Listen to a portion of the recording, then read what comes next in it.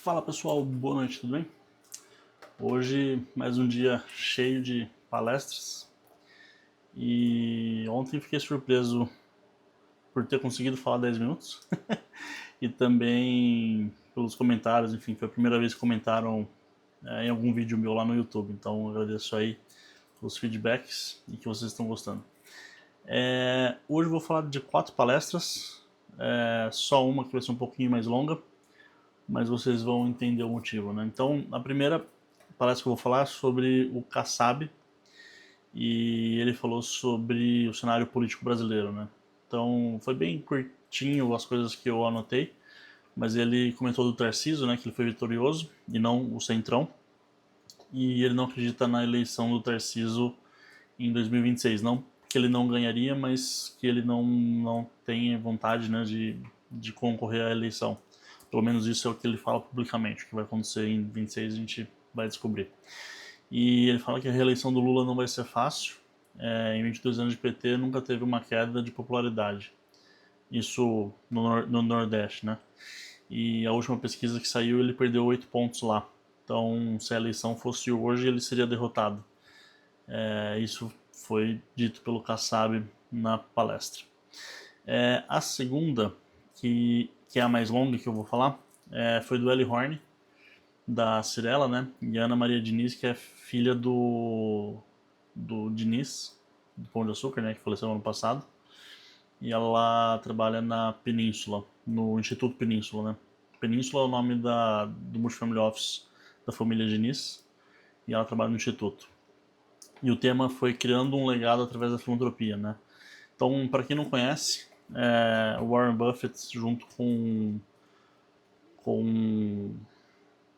me fugiu o nome, Bill Gates, junto com Bill Gates, eles fizeram um Giving Pledge que enfim, como é que eu posso dizer? O Giving Pledge é um movimento dos bilionários de doar o seu patrimônio, né? Muitos em vida, alguns após a sua morte. E o Eli Horn assinou, né, que ele vai doar mais de 60% do seu patrimônio. E aí, enfim, quais foram as coisas interessantes? Por que a gente não tem mais bilionários doando, né? Foi uma das perguntas que foram feitas.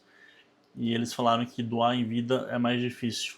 As pessoas que têm mais recursos acabam se isolando e não convivem tanto com muitas pessoas. E as pessoas de classe mais simples acabam vivendo em comunidade e vivenciam a dor dos próximos e acabam ajudando mais, né? E o Eli Horn comentou que o pai dele doou 100%. Ele fala que não é muito, mas o que não é muito pro Eli Horn, né? Mas me chamou a atenção, né? Que ele comentou que o pai dele doou 100% e ele teve que fazer a vida própria, né? E aí eles comentam, né, que a doação não deve ser forçada, mas também não acreditam em altruísmo. As pessoas voltadas à filantropia têm seus motivos próprios porque estão fazendo isso, né? E o ato de doar lhes faz bem. Então é como se a pessoa é egoísta, num certo sentido, que ela está fazendo aquilo não pelos outros, mas sim porque ela se sente bem em doar, enfim, em fazer o bem. Eu achei interessante esse ponto de vista. E o Eli Horn falou que não falta dinheiro, né, mas sim vontade, e que aqui na Terra a gente está para ser testado. E isso também eu achei interessante, né? Ele sempre comenta essa questão de espiritualidade, né? E ele falou que a gente não leva nada daqui, só o bem que a gente faz. E aí foi engraçado. Ele falou: imagina eu ficar pobre na eternidade, tenho um pavor. Então, assim, a gente só vai pro céu, enfim, para quem acredita em céu, levando as coisas boas que a gente fez na Terra. Então, se a gente não fez nada de bom, a gente não vai ter nada na eternidade, né? Então, eu achei legal essa analogia que ele fez, né? De ser pobre na eternidade por não ter feito bem aqui na Terra, né?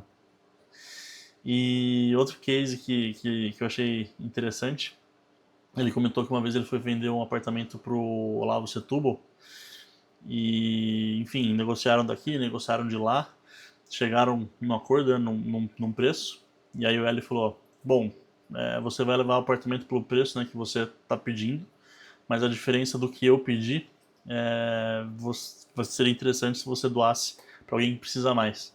E assim foi feito, né? Então ele comenta que fazer o bem é o primeiro passo da evolução aqui na Terra, e ajudar os outros a fazer o bem é o segundo passo.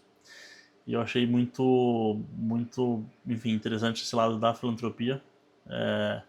A gente sempre, enfim, está correndo, nunca pensa como pode ajudar, mas não é só com dinheiro, pode ser com atenção, pode ser com conhecimento, tem diversas maneiras. E eu peguei um livro aqui para vocês, depois a gente vai fazer um sorteio com as gotas, e eu não li, tá fechado, né? Então não sei, mas deve ser bom, vindo de quem veio. A próxima palestra foi a arte como ativos, paixão ou legado. Quem teve lá apresentando é a Fernanda Feitosa, diretora da SP Art, Camila Yunis Guarita, fundadora da Cura, Marcos Amaro, que é um colecionador, e a Carola Weiss, que é Senior Art Advisor do banco, né, do UBS. E aqui eu fiz vários paralelos, né, com investimento. Eu já gravei um vídeo falando para vocês da minha coleção de moeda, né, como isso me fez ser um investidor melhor. Mas aqui a gente também tem bons insights. Então, eles perguntaram, né, se arte é investimento ou só paixão. Eles comentam que começa como uma paixão, e os artistas, né, que estão em alta hoje não necessariamente são os mesmos artistas que vão estar em alta no futuro. Então é difícil você saber exatamente o valor daquela obra lá no futuro. Então começa como uma paixão e talvez vire um investimento depois, né? O Marcos Amaro, ele fez um comentário que eu achei interessante também. Se ele fosse começar hoje, ele teria menos obras de maior qualidade. Então ele comentou que a coleção dele tem mais ou menos 3.000 obras de arte, e ele falou que seria uma coleção muito melhor se ele tivesse de 300 a 350 com foco e coerência.